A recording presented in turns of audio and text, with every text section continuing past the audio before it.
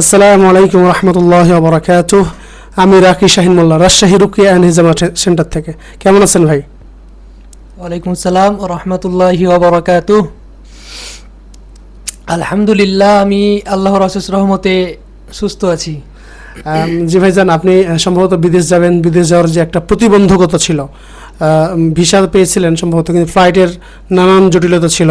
তো রুকিয়া করার পরে, বা আমি যতটুকু জানি যে রুকিয়া যেদিন করেন সেদিনই আপনি সেই ফ্লাইটের টিকিট পেয়ে যান, আলহামদুলিল্লাহ। তো এই বিষয়ে কিছু বলবেন? জি ভাইয়া, আমি অনেক দিন থেকে চেষ্টা করছি। 3 বছর, প্রায় 3 বছর হয়ে আসছে, আনুমানিক 3 বছর হয়ে আসছে। তো 3 বছর থেকে আমি বিদেশ যাওয়ার জন্য চেষ্টা করেই যাচ্ছি অনবরত, কিন্তু হচ্ছে না।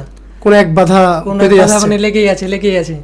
তো আল্লাহর অশেষ রহমতে আমি রিসেন্টলি এবারও বিদেশ যাওয়ার জন্য ট্রাই করেছি। তো শেষ মুহূর্তে এসে অনেক সমস্যা। আল্লাহর মতে ভাইয়ের মাধ্যমে রুকিয়া করার পরেই, যেদিনই আমি রুকিয়া করি সেদিনই আমি টিকিটটা হাতে পেয়েছি আর কি। আলহামদুলিল্লাহ, আলহামদুলিল্লাহ। আচ্ছা, আরও একটা অসুস্থ ছিল সম্ভবত আপনার হচ্ছে বদনজর জনিত সমস্যা ছিল, এবং রুকিয়া চলাকালীন আপনার অনেক বমি বমি আসছিল। তো আলহামদুলিল্লাহ, এখন প্রথমবার রুকিয়া করার পরে আপনার কেমন মনে হচ্ছে, এবং আজকে দ্বিতীয় সেকেন্ড সেশন নেওয়ার সময় আপনার কি উন্নতি হয়েছে কিনা? জি, আমি প্রথমবার রুকিয়া করার পরে সেদিন তো সুস্থতা লাভ করি, বাসায় গিয়ে আর ওরকম সমস্যা হয় নাই।